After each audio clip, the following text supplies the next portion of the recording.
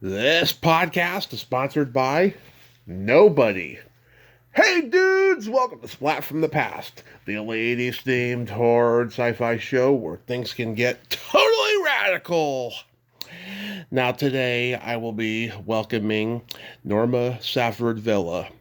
Norma was a creator, producer, writer, showrunner of so many classic sitcoms back in the 90s. I mean, she got to work on everything from Roseanne to Davis Rules to Designing Women, the Torkelsons, Sabrina the Teenage Witch, a lot of great shows. And I'm going to have her on today to talk about a lot of that stuff. She started out on drama shows, St. Elsewhere and Spencer for Hire, which is a very interesting arc. I want to find out more about that. And I saw her on Classic Conversations with Jeff Dwoskin, and I liked her energy, and I was like, oh, I'm going to reach out to her, since I like a lot of those shows. And she's retired now, living in Maine. I'll find out more about what she's doing these days, and it's going to be another great conversation. Turkey November is just wrapping up so swiftly. I friggin' love it. Also, rest in peace, Chuck Woolery. I grew up a huge Love Connection fan. I always wanted to be on there, but I was too young. Those were the golden days of KTVU Channel 2 in San Francisco. Oh well, rest in peace, Chuck. Also, happy birthday to past guest Deborah Lamb, the sexiest Asian lady of all time. I love you, Deborah. Also, this Friday, November 29th, I will be dropping Ask Tommy number 8, where I'll be answering frequently asked questions from fans and listeners. So yeah, here is my interview with Norma Safford Vela.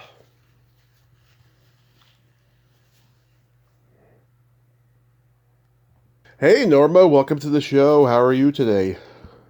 Well, so far so good. How about you? I am fantastic. This is such a great honor. Thank you so much for coming on today. Oh, happy to. Awesome. Sorry, I'm So, getting settled here. nice. So, going back in time, I heard you say in a previous interview that you were originally on the trajectory of set design, but you grew up doing illustration, so you had that creative urge early on to do things like that, right? Oh yeah, Yeah. my older sister is very creative and artistic, Hmm. and I just wanted to be like her. So if she drew, I drew. Nice. So, did you watch a lot of TV growing up? Oh, for sure. Yeah.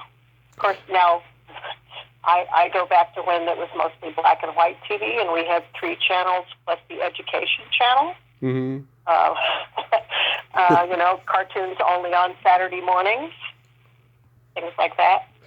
Oh, yeah. What were some of your favorites? Uh, as far as shows Yeah. or cartoons or all the above. All of the above. Let's see. Oh, I watched a lot of TV. I was a big fan. When I got home from school, I was often the first one home, but I also, just was kind of a quiet kid. And I used to watch the Education Channel, which included Jack LaLanne Hmm. and Liberace. And my favorite was the Mahalia Jackson Gospel Hour. Nice. Because I just loved how she sang, and it was just so exciting and fun to me. So that was it. And then on Saturday mornings, they used to have a lot of live action kids shows, like the Whirlybirds, which was a helicopter rescue team, Hmm. and Sea Hunt. I loved Sea Hunt with Yeah. Lloyd Bridges. Yeah. Oh my God, I love that show. And because every single episode, he was getting his airline cut by somebody, Yeah. from his scuba tanks.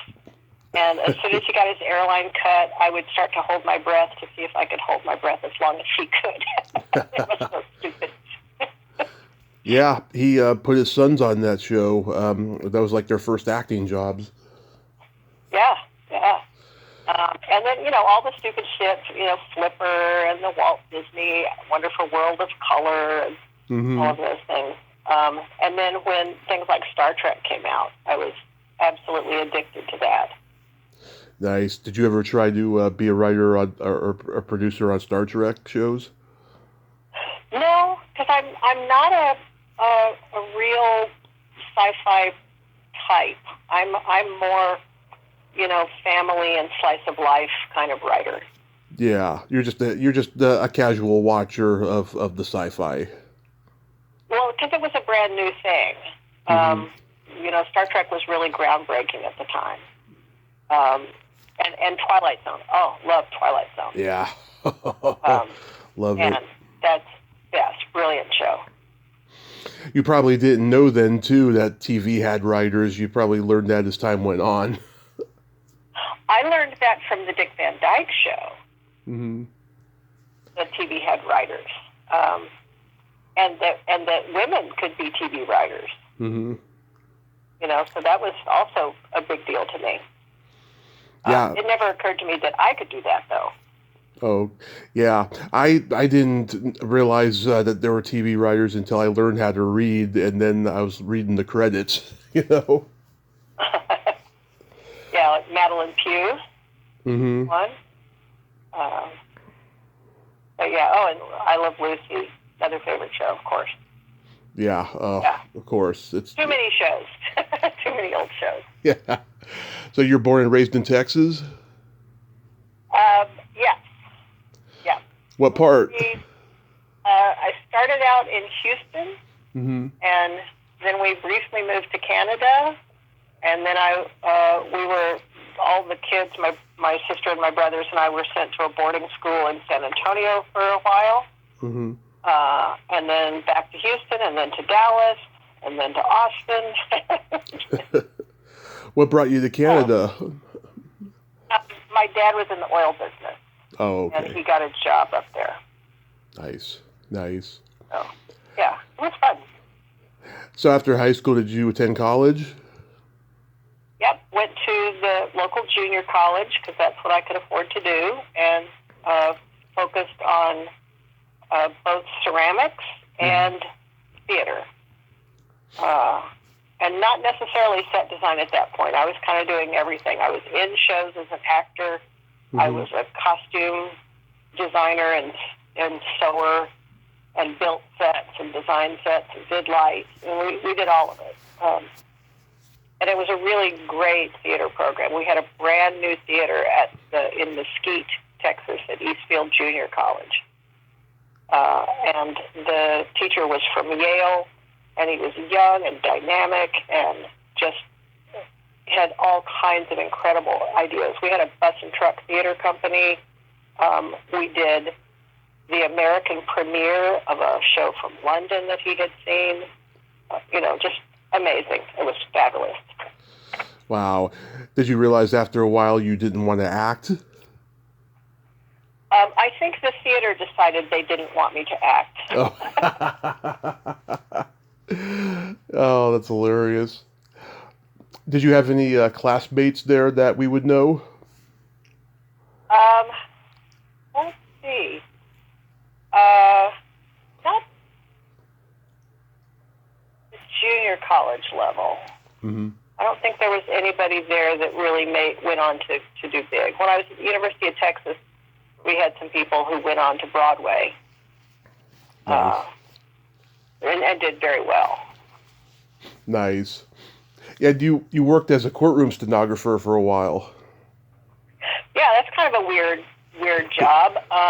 My sister was the court reporter, mm-hmm. and I was the transcriber.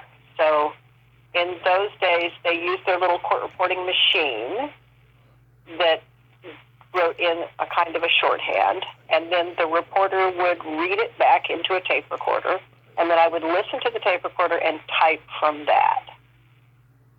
Mm-hmm. So it was a really challenging process. And I started doing that when I was 16 and got to where I could type enough and work enough to put myself through college. Mm-hmm. And then when I moved to California, I got jobs in California again to do that. So anytime I needed work, I could do that.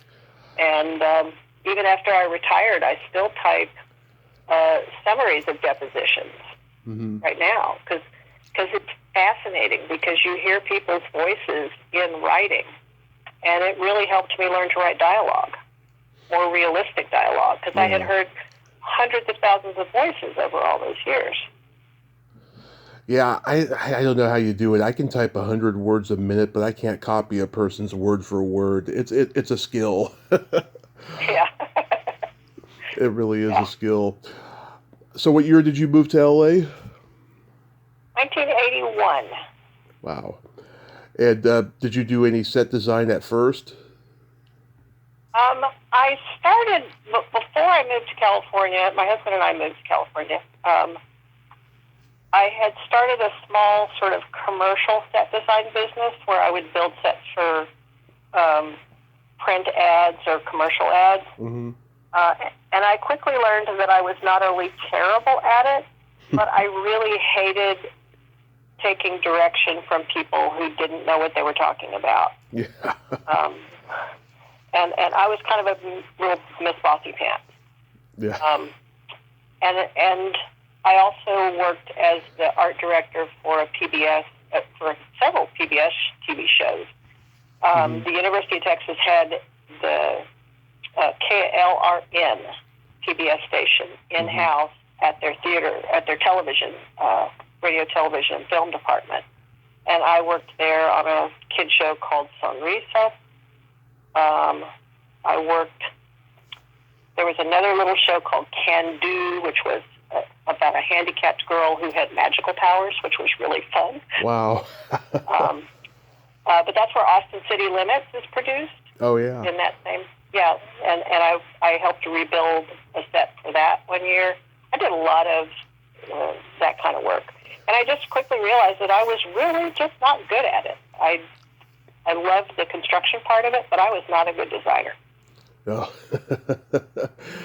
Yeah, wow. That PBS, that was like right at the beginning of the golden age. That's when they had Dick Cavett and Monty Python on their network. Yeah, and one of the shows that I worked on was called With Ossie and Ruby, and it was Ossie Davis and Ruby Dee. Mm-hmm. And it was an anthology show, and so we got all these amazing people on there.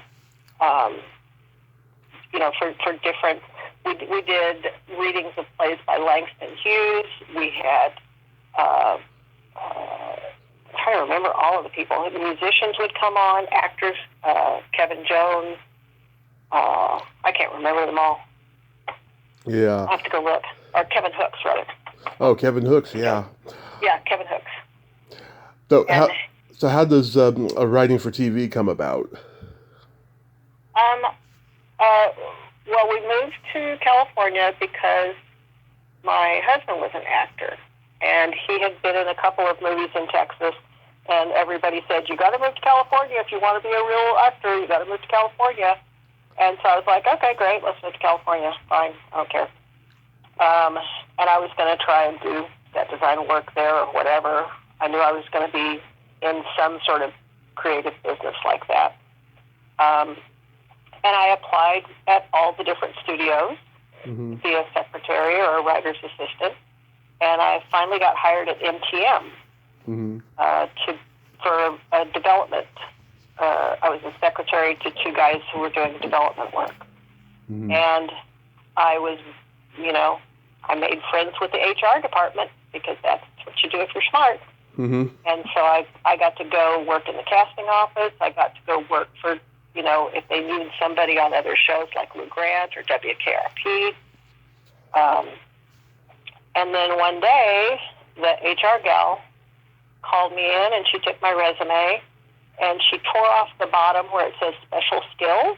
And my special skills was I type 95 words a minute.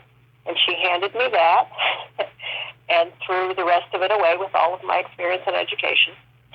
And she said, go take this, and if you can make it through the day without crying, you'll get the job. And so I went and met Bruce Paltrow and worked that day on what was going to be St. Elsewhere. Yeah. And I made it through the day without crying. So I got the job, and I worked there for 4 more years, nonstop. Was Bruce Paltrow a good guy? He was an amazing person. He was not always kind, but he was ultimately at his heart kind.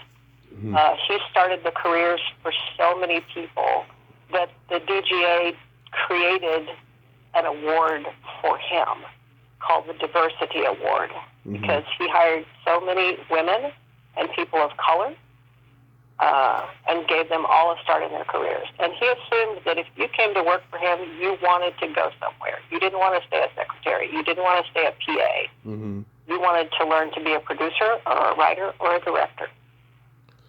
And he would leave his office door open so we could overhear his phone calls or his meetings, and we were expected to overhear them. Like, I got in trouble once for not overhearing something.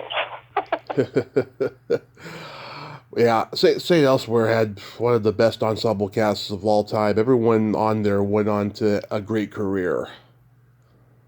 Pretty much, yeah. We had to kill off a few people. Yeah. If that was the reason that Bruce wanted an ensemble cast, was he wanted to be able to, if actors got difficult, he could get rid of them. And he did. Yeah.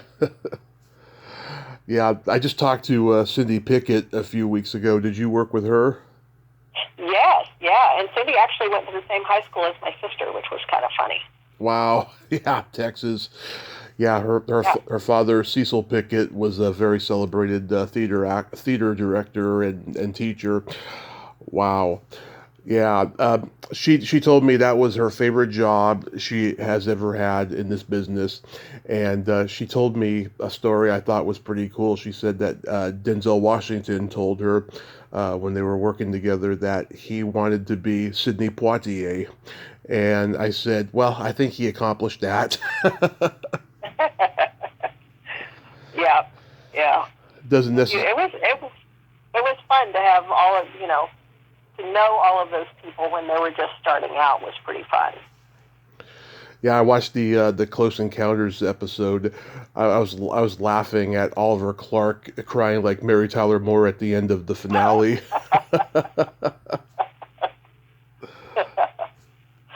Yeah. That was pretty funny. And there was a lot of misogyny in the writer's room at that time.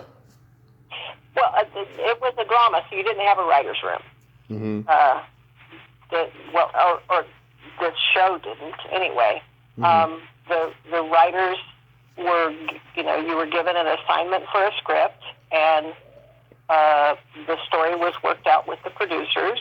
At the second season, it was really John Masius and Tom Fontana who did all the stories. Mm-hmm. And going forward, those are the best ones.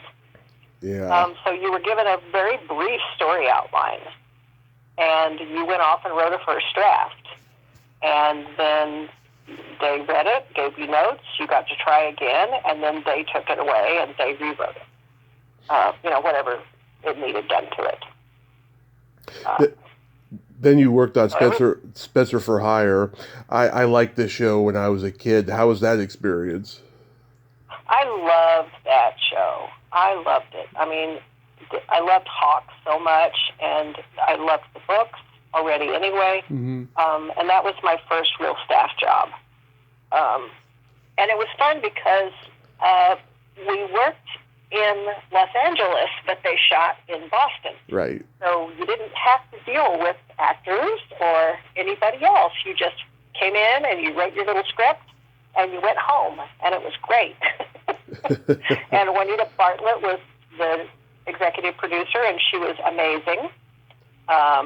And William Yates and Steve Hatman. And it was really fun. And they had a couple of young writers come in, and one of them has gone on to write probably 100 mystery novels. Wow. Yeah, but we bought their script directly, like didn't need to rewrite it, nothing. They came in and the script was perfect, and we bought it, and that never happened. Mm. The Mary Hamilton episode that you wrote had Melissa Leo in it. Uh-huh. Yeah, God, did you know then? I didn't know, but I remember. I'm trying to remember. William Hurd was her boyfriend, and apparently he was being very obnoxious about on set, giving her advice on how she should perform. And the director was not really appreciative of his input, shall we say? Yeah. Yeah. Did you ever? Yeah, no, that was fun. Did you ever get to go on set in Boston? I did. When we were, when the show was shutting down, we were done. I got to go to the last few episodes and be in Boston and meet Robert Urich and Avery Brooks. And it was fun, too, because I like to write Hawk's dialogue a lot. And he would change most people's dialogue, but he didn't change mine. Nice. And that made me happy. Nice. From there, you go to the Slap Maxwell story. Me and my mom loved this show. We used to watch it every week, and we were so sad when it was canceled. What episodes? What episodes did you write? Let's see. Well, we were sort of brought in because Jay Tarsis and Dabney Coleman hated each other's guts. Really? Yeah. And Jay was just like, I'm not going to come in anymore. I'll do stuff. He was working on Days and Nights of Molly Dodd, and he loved that show. And, he was happier over there. So he sort of had me and Russ Woody, and I can't remember the other guy's name. He was a sports writer, not a TV writer. John Schulian, that was his name. Yeah. A nice person, but not a TV writer. Wow, you would think they would be friends because they did Buffalo Bill before that. I think maybe that's why they weren't friends anymore. Oh. Dabney was a challenging person to work with. Oh, yeah. Very challenging, yeah. Oh, yeah, people told me. Yeah. So, but that was really fun, and I know I did. We did, rewrites of everything. So you had your kind of hand in all of the scripts. I know that the one I for sure wrote first draft of was when Shirley Jones is having the relationship with Dabney, when he goes back home and he meets up with Shirley, and he spends the night with her. And that was just amazing to me because I love Shirley Jones. Yeah. I do from too. The Music Man, so. The Partridge Family, of course. Yeah, I was never a Partridge Family fan. I loved it from the Music Man. Yeah. Do you remember the episode with all the nuns? Of which? Of the Slap Maxwell story. Oh, I don't. Oh, yeah. Oh, my God. Slap gets hit by this nun that looks like a man, and he says to her, "You're just jealous my mustache is bigger than yours, sister." It's been a while. I came onto the show, I had given birth to my daughter 6 weeks earlier, and started back on the show then. So I was a little, and she would come into the office and I would breastfeed her there, and then my husband would take her back home again. We lived 5 minutes away from the studio. So it was a little chaotic. Yeah, my dad still quotes that to this day. He remembers it. That's funny. He remembers it so well, and he hasn't seen it since. Yeah. So I'm curious, how do you go from drama shows to sitcoms? That was an interesting circumstance. Because Slap was considered a dramedy, right? Yeah. It was kind of a footstep. And the way I got the job was I already knew Jay from St. Elsewhere. He was friends with Bruce, and he would come in, and he was always a funny, sweet guy, and I always chatted him up. And then when I was going to work I wanted to write for Molly Dodd first, and he said, give me a sample of something funny. And I had nothing. I had only written for drama. But I had 3 pages of a Spencer for Hire script with Hawk being funny. And I gave him that, and he hired me based on that. So that was the step into the dramedy. And then from there, I got hired by Alan Zweibel to do a show called The Boys for this brand new concept called HBO. It was a wild idea that they would do their own shows. And it had all these old comics in it. And two of the guys that he hired used to write for I Love Lucy. It was the Bobs. It was Bob Schiller and Bob Weiskopf. And Alan Zweibel respected and adored them and was intimidated by them so much that he couldn't give them notes. And so he would give me the notes on their script, and I had to go give it to them pretending they were my notes, which was insane. Because I'm like, this like little 35-year-old girl coming in and giving these masters of comedy my script notes, but they were actually Alan Zweibel's notes. And so they would, of course, make me cry. Cause and then the next day, one of them would send me flowers to apologize for making me cry. Because they would just say, "Who the fuck are you to tell us this?" I'm like, "I'm just saying." It was awful. But then Roseanne needed somebody, and Jeff Harris called, and he was friends with Bob Schiller.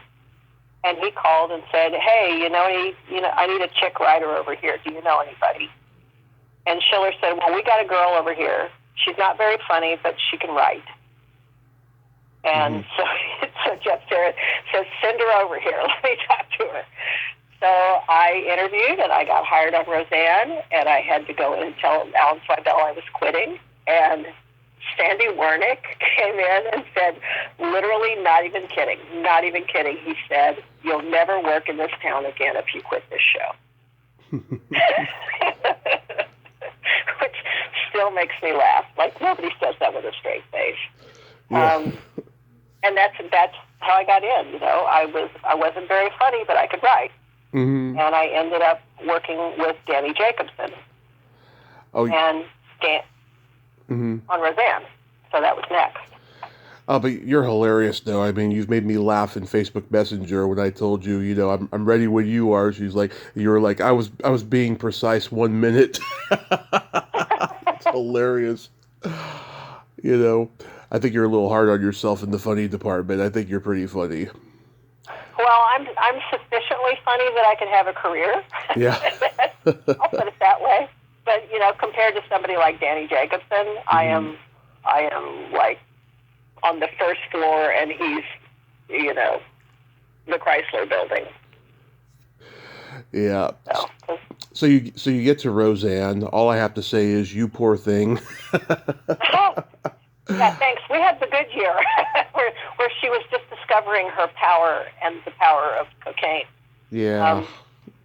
But yeah, we had Tom Arnold coming in, and he was hired on staff because he told her to hire him. And Jeff Harris decided that I should teach Tom how to write a script, which was horrible and led to Tom, taking a swing at me one day when Danny wasn't there. Yeah. So it's been fun. It was a fairly horrible experience, and the worst part was that the rest of the cast was so amazing and so lovely and so talented. Laurie Metcalf was a fucking genius, that girl. And Sarah, at that young age, was so brilliant. And Lacey, oh my God, and of course Junkin. Blah, blah, blah. They were all so wonderful. And then she was such a stupid nightmare. Yeah.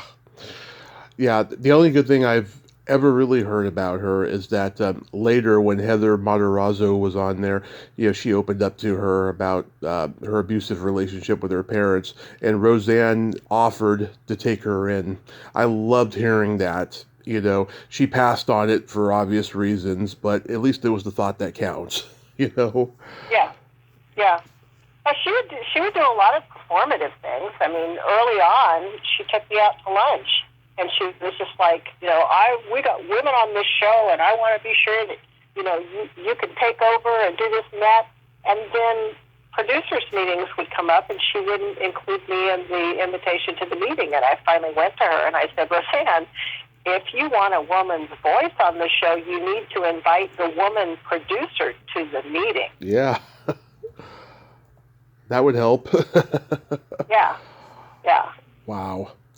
Yeah, you wrote the first Halloween episode, and I was reading that Roseanne had to fight to get a Halloween episode, and I'm thinking to myself, how the fuck is that even possible? Halloween episodes have been a staple on TV forever.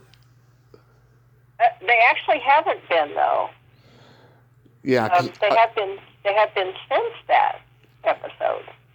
At least the early '80s is when it started. I mean, not like before that. I can't think of a single Halloween episode before that.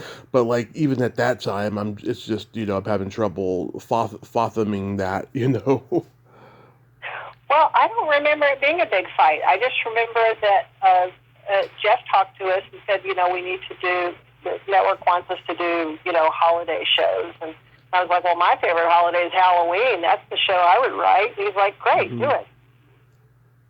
Yeah. At least it was a staple of the family sitcoms at the time. Yeah. Well, my friend Eric Gilliland said, because he had done a lot of research into sitcoms, and he was quite an expert in the history of them. Mm-hmm. And he said that the Roseanne Halloween episode was the official first Halloween holiday show of a sitcom. Nice.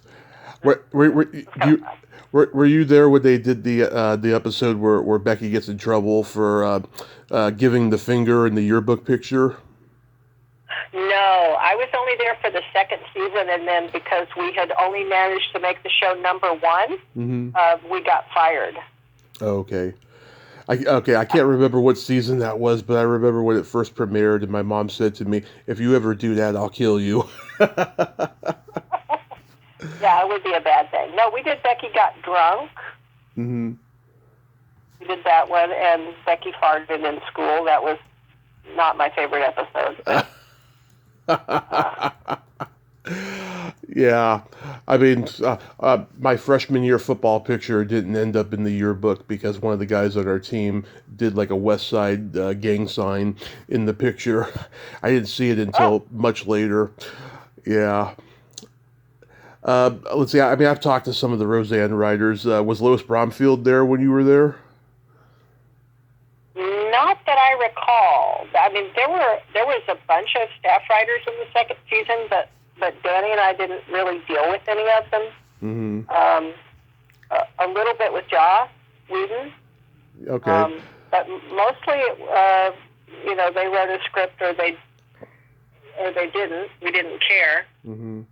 But Danny and I rewrote everything. We were the final pass on every script. Yeah. In the second season. Because she had a lot of her stand-up comedy buddies come in and write. Lois Bromfield, Carrie Snow, Betsy Salkin, later Alan Steven. I know Norm Macdonald was there. Sid Youngers, a lot of comedians that she had coming in and writing. Did you know Alan Katz? Alan Katz was there the second season. He's the one who wrote Becky Farted. I've talked to him. He's a very funny guy. Yeah. Because I interviewed his sister Phyllis first, and she connected me with him. Did you know Penelope Spheris? She was there when I was there. Yeah, so I got to meet her. She was lovely and nice, and as far as I know, didn't write in the second season. And gave no fucks as well. Yeah. She comes from rock and roll. Yeah. Now, as you know, I've talked to Connie Ray, and I grew up watching the Torkelsons as well, and it's amazing how you go from a big network show like Roseanne to the Disney Channel show, the Torkelsons. How did that come about? Well, after Roseanne, Danny and I created a show called Davis Rules, which was Randy Quaid and Jonathan Winters. Yep, we'll talk about that. Yeah, And so we did that, and at that point, I had 2 young kids, and Danny did not have kids yet, and Danny liked to start work at 10 o'clock at night, and I liked to go home before 10 o'clock at night. So so we sort of parted ways. He left to go do Mad About You. We created another show together for Shelley Long called Good Advice that I did not stay with because I needed to go work on my own. Mm-hmm. And that's how I got hired on the Torkelsons. It was an ABC show initially. Oh, I didn't realize that. But Disney owned it. Oh, I didn't realize it was ABC. Oh, yeah. I didn't realize that. That's so cool. Yeah, I love that episode for Love and Money, and I love it when Connie says, "I was thinking of tying your shoelaces together so you'd have a surprise in the morning." She was so good. I love her so much. Oh, yes. She's very underrated. She should be seen in a lot more stuff, I feel. Yeah. Yeah. Always. Yeah, and in the Return to Cinder episode, you got to have Bill Shallert and Patty Duke in there. Yes, and that was like, yet again, another childhood dream of mine come true, because Patty Duke got to say to Will Shallert, "It's been a while, Daddy," or "It's been a long time, Daddy." Yeah. Because, of course, the Patty Duke Show, another one of my favorite shows when I was a kid. Yeah, God, it's iconic. Yeah. So, yeah, I used to watch Davis Rules with my mom when I was like 7 or 8, and it was a good show. Where did that idea come from?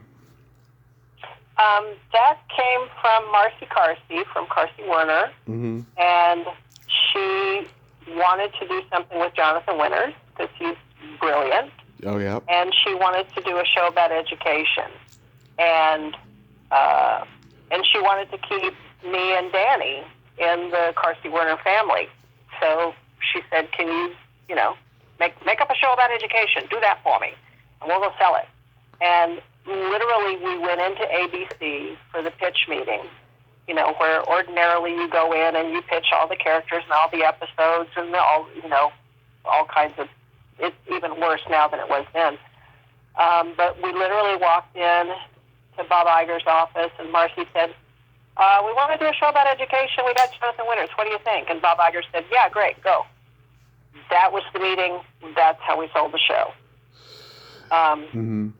We went back and did, I think, 11 drafts, trying to figure out what that show was, mm-hmm. and finally did it. I did a lot of research for it too. I met with school principals and teachers, and because I was really into the concept of it actually saying something about our education, mm-hmm. and about our system. Because I'm kind of a message girl, even on Roseanne, I would slip political stuff onto the set, like the 1% for peace and things like that. Yeah.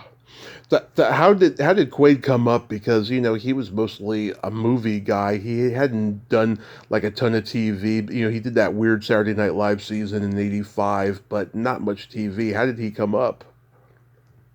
He came up because we had to fire the first guy. It was terrible. It was so sad. The first actor was Gaylord Sartain, and he had from Hee Haw. Hee Haw, you know that show? Oh yes, Hee Haw and the Ernest movies. He's brilliant. Yes. Yeah. Yeah. And so he seemed like a really good choice, and he looks a lot like Jonathan. Yeah. And he was funny. And for some reason, I don't know if he was intimidated by Jonathan or he did have a drinking problem at one point, and I don't know if that was the issue.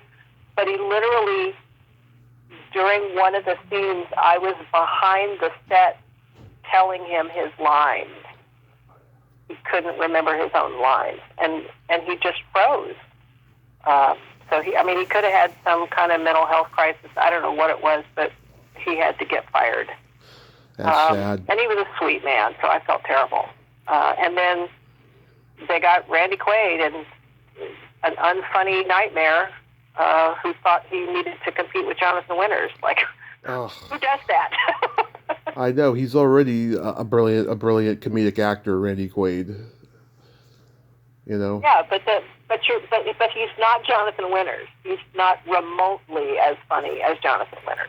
No, because Jonathan Winters was all improv. I mean, he's making all that shit up off the top of his head. Yeah, yeah. And we actually, Jonathan had a deal in his contract that he didn't have to memorize lines. So the way we resolved it was we said, okay, we're going to give you the beginning of the line if you could remember that part, and we need you to get back to this end part. So we would write, so we could function with a story that he participated in. So we would give him the beginning of the line, and then we would put ellipsis, and then ellipsis again for the end. And he could fill in whatever he wanted in the middle as long as he wanted, as long as he got back to that end piece. And then that even became hard, so we brought in Bonnie Hunt, and she would remind him of what the end thing was so we could get on through the scene. How did you find Tamayo Atsuki? Oh, God, I loved her so much. She was so damn funny. Yeah. Yeah. Sweet and funny and funny. And I just remember her best joke was the Japanese police. They were so scary because they would say, we say stop. And if you don't stop, we say stop again. They don't have guns. I loved her. Yeah, well, I reached out to her a year ago. She's always been kind of mythic in the Comedy Store. She dated Sam Kinison back in the 80s and stuff. And so, like, I reached out to her, and she responded by saying that's a great list of comedians you've had on, and that was it. And then Bobby Lee was on Mark Maron's podcast, and he said that he briefly reconnected with her recently, and that she was like making TikTok videos where she was collecting roadkill and stuff. And I was like, oh, okay, okay, that's an interview. That's not going to happen. Yeah, she was so funny. Yeah, that's sad when comedians go down that route. You know, I've seen it a lot. I'm sure as I get older, a lot of comedians I came up with are going to head in a direction like that. But yeah, that's sad. So then you go on Designing Women, another great show. David Steinberg even directed episodes. What was he like? I have nothing nice to say about David Steinberg. Oh. He was my childhood hero because I would watch him on the Johnny Carson show, and I admired him so much because he had a joke that included the word moribund. Yeah. And so it's like, that's just brilliant. I'm so happy. And I came onto the show as a consulting producer, and the current executive producer was Pam Norris, and she just stopped showing up for work. And since I was sort of like the next in line hierarchically, I was just put in the position of running the show for the rest of that season. I mean, Linda Slover Thomason was still, you know, the executive producer with Harry, but they were busy doing Hearts of Fire. So I was running the show over there. Had no business doing it yet because I was brand new to it, and wasn't getting the title or the salary for it. So it was a little infuriating. And it was just for the second half of the season. And then the next season I said, I'm not coming back if this is the situation, or you can pay me and title me correctly. But David Steinberg thought he should have been made executive producer. And I was instead.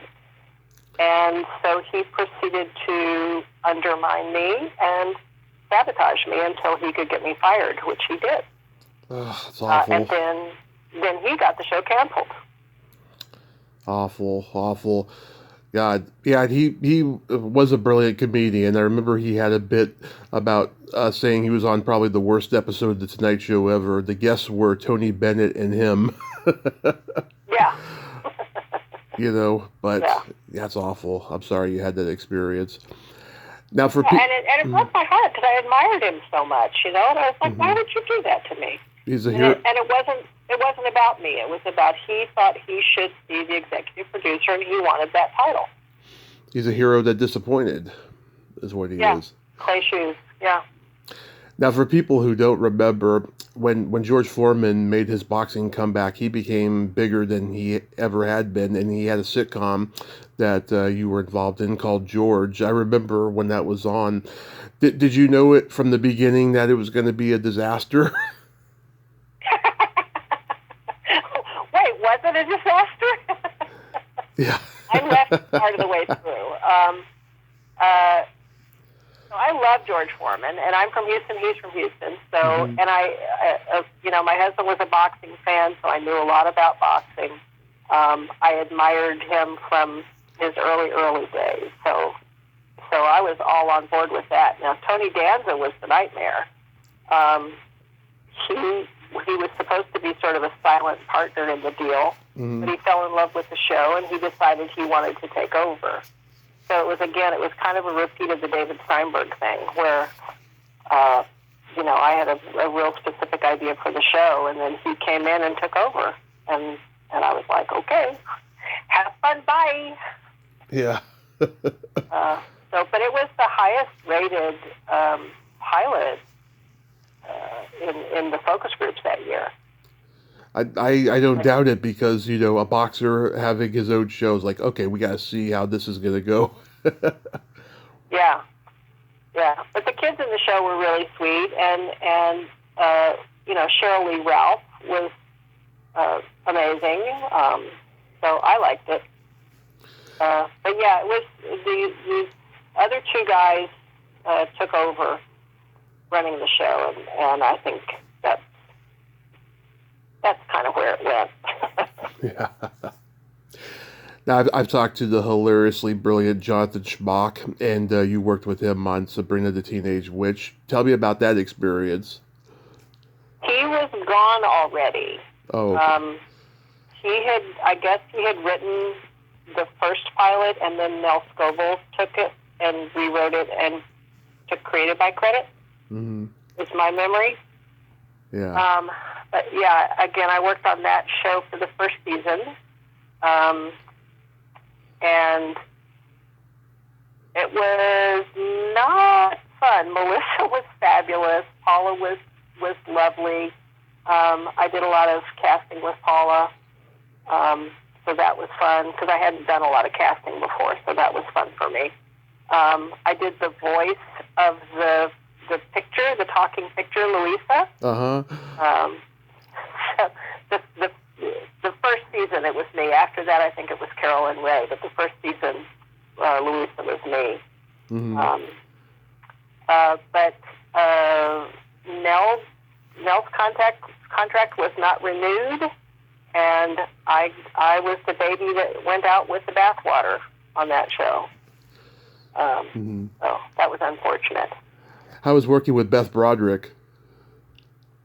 Oh, they were nice. Mm-hmm. Everybody was sweet on the show. Beth was lovely, and Carolyn Ray was lovely, and Melissa was lovely. Mm-hmm. I had no idea until recently that Salem was mechanical. I was convinced that was a real cat who had personality. Well, he was sometimes.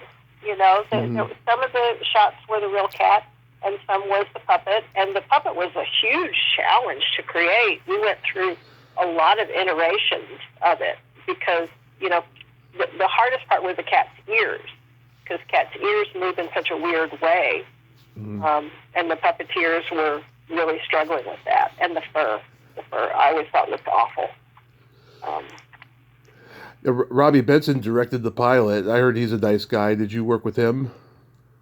Yes, he was very sweet. He was very sweet. Yeah, I think all the directors were really super nice. There was nothing.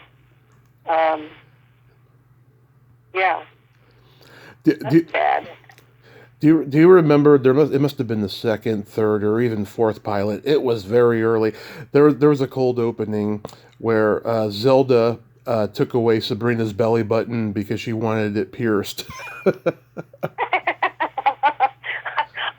don't know. Was that in the first season? Yeah, it was like I remember it was like the first like 3 or 4 episodes that it happened. Oh, that's funny. That's funny. I thought it was brilliant. I wish I knew who wrote that, because people who know me know I'm a naval aficionado and I'm a historian of belly buttons on TV. Like, I could tell you about I Dream of Jeannie and Barbara Eden and Star Trek when they broke the no naval policy on NBC. Yeah, yeah, that's funny. NBC had the worst policies. We had on St. Elsewhere, we were trying to do the breast cancer awareness because, one of our lead characters had breast cancer on the show. And we were not allowed to show the medically accurate breast cancer checks. Wow. Because the one the woman that they used in the film was a black woman with large breasts. And they said that was too sexual. Oh, boy. And I said it was too black. Oh, my God. Yeah, I should write a book about that, about belly buttons on TV. It would probably be like a no less than 60 pages book, but it would be one nevertheless. Yeah, but I Dream of Jeannie, I remember that belly button. She was a cutie. Oh, yes. And when she did the reunion movies later, yeah, she got to show it off and stuff, and it was exciting. And then finally, you worked on Rob Schneider's short-lived show, Rob. I met him once years ago. He was a great guy. And, of course, he's under fire now with his politics and everything. But, how was your experience with him? He's a horrible person. Really? He's a horrible, horrible person. He was cruel. Mm-hmm. He was rude to the staff. He was rude to the other actors. He's an idiot. Yeah, I cannot say anything nice about him. I'm sorry I worked on that show to give him any attention or income at all, except that that it worked out well for me, that I made some extra money at the end of my career. Wow. Yeah, because I met him after a stand-up show. My friend Larry Bubbles Brown started with him in San Francisco in 1981 or whatever, and he was doing a show with him, and I met him after the show, and we talked for a good 5 minutes, and he gave me some great advice that I already kind of knew, but the fact that he was giving me advice meant a lot. He said that when he first opened for Jay Leno in 1985, Jay Leno told him, have a solid 5 minutes that works everywhere, and you'll get far with it, and then keep building it and stuff. And I just thought that was so cool that he gave me that advice, even though I already knew it. I'd been doing comedy a decade by that point. Yeah. But it's good to have it validated, and to hear it and to hear support. And that was the hard thing about Bob, was that initially, he comes off as being really sweet. Yeah. But then he's absolutely horrible. Oh, that's so awful, so disappointing. I'm sorry you had that experience, though. Yeah.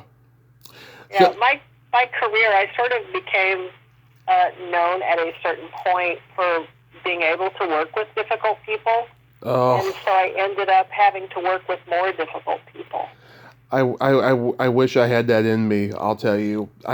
There have been times where I've interviewed real type A narcissistic assholes, and I've had to keep them in check, and then everything was fine after that. They respected me after I stood up to them, But wow, yeah, I just don't think I could do that. Yeah,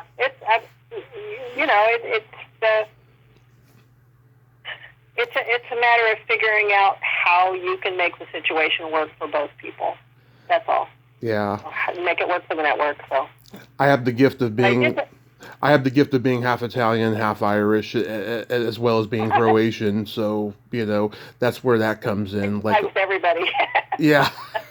I did want to say though, I had another wonderful experience working on What I Like About You with Karen Lucas. Was executive producer. She wrote Miss Congeniality. I'm not too familiar with that show. It it was a Comedy Central series with Amanda Bynes and Jenny Garth. Oh, and Dan Schneider created it. Yeah, it was one of the Dan Schneider shows, but he had nothing to do with the show that I recall when I was there anyway. But it was like, I wish all of my television experiences had been like that show, because the staff was lovely. It was a big warm room of mixed old and young writers. Peter, what's his last name? Fran Drescher's ex-husband. Oh, I know who you're talking about. Yeah. Peter Mark Jacobson. He was there, and just a lovely man. Karen Lucas was such a great showrunner, and it was really a fun show. It was a cute, sweet little show. That's awesome. Throughout your TV career, did you attend the Emmys often? I only went once, and that was on St. Elsewhere when Tom Fontana got me a ticket, because I got two. If you contributed to the show that wins, the person who wins the Emmy can give you a certificate of hey, you helped and we want to acknowledge it. And I have two of those because Tom Fontana has got them for me. So I got to go with his brother, Paul. He was my date. And, it was really fun.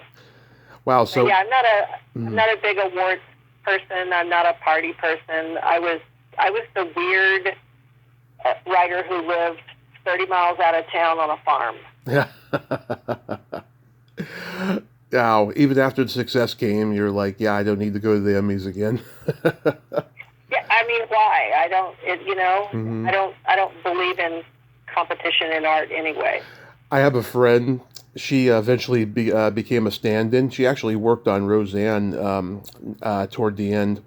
And she was on the trajectory of being a big-time actress in the 70s. She got to go to the Academy Awards in 1976 because Lily Tomlin was a mutual friend, and Nashville was nominated that year, and she went.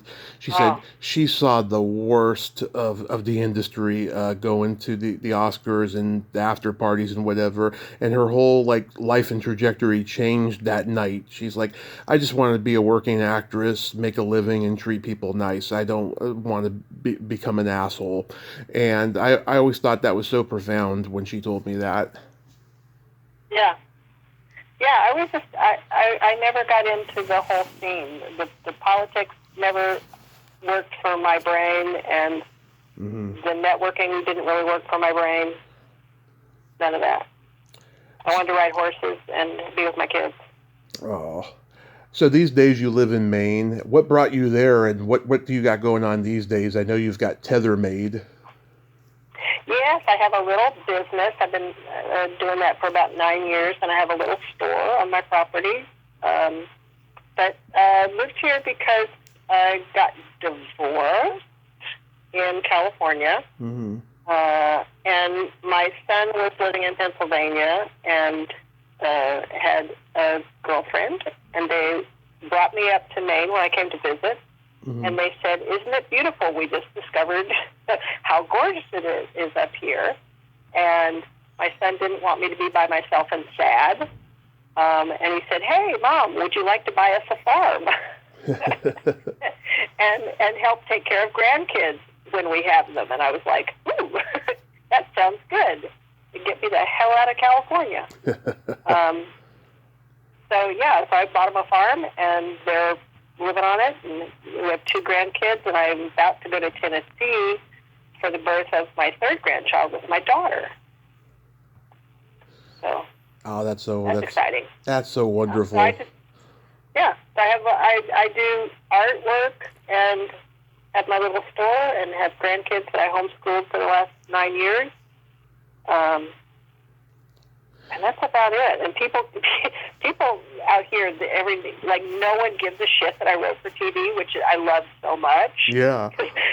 They'll say, what did you used to do? What did you do? And I said, well, you wrote for television. Oh, I never watched TV. Yeah. Oh, okay, good. So it's perfect, Yeah. Movie star in New York, no one cares. Are you going to write a memoir? Um, I do get asked that, and I just can't imagine anybody being interested. My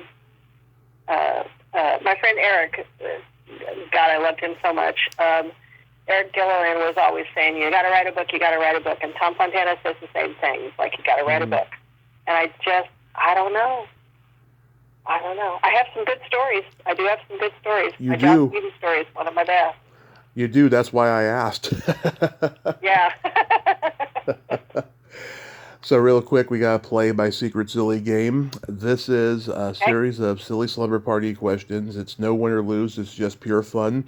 And how the game works is I ask you the question, you answer it, and then you ask me that exact same question and I answer it. And feel free to comment on the answers because they might be funny. Oh, goodness. Okay. Norma, are you ticklish?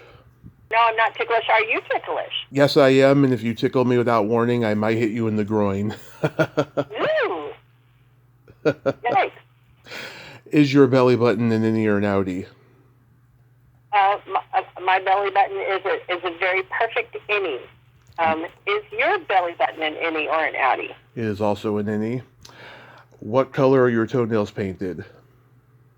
I do not paint my toenails because I am that lazy and I don't care. What color are your toenails painted? Mine are brown for Thanksgiving. Oh, nice. What would you say is your best personality trait? I would say my best personality trait is resilience. Love it. Yeah. What would you say is your best personality trait? I have empathy and I have no filter. Yeah, that would be my second one. Yeah, I'm a Gemini. Oh. Yeah, I'm a Leo and I will just say shit. If you could have anything named after you, what would it be? Oh, if I could have anything named after me. Oh, a cocktail. Love it. Yeah, if you could have anything named after you, what would it be? A vibrator. Oh, goodness. I'd call it the Tommy Chatsy. Yeah. Well, see, there's your empathy right there. Yeah. And then my favorite question, is there a stinky smell that just makes you gag? Chili oil? Oh, yeah. Yeah, that's bad. Oh my God. I will run screaming from that scent. I hate it so much. Yeah. Yes. So I'll put up with dog poop before I'll put up with chili oil. But yes, is there a stinky scent that you cannot abide? Farts and feet. Oh, goodness. Yeah, feet. Ooh. Pretty bad. Okay. Pretty bad. I got a joke for you. Okay. What do you call a boy that doesn't masturbate? A girl. I don't know. Everyone guesses that. No, a liar. Oh, yes. That's true. Well, Norma, I thank you so much for coming on today, and I'm so glad that you're living your best life in this new act. And I hope you write a memoir because, like I said, you've got great stories, and I hope you have a happy holiday season and be safe out there. Thank you. You too. Thank you so much. And hi to anybody who listens. Come to Maine. It's beautiful. Bye-bye. Well, there you have it. Norma Safford Vela. Ain't she a sweetheart? Oh my God, what a great lady and great story. She should really write a book. And wow, that's disappointing to know that Rob Schneider really is the guy like the media is portraying him to be. Oh, that's awful. I fucking love that guy too. Well, until next time, this is Tommy Throwback Kovac saying there's no shame in living in the past because the present sucks. Later, dudes.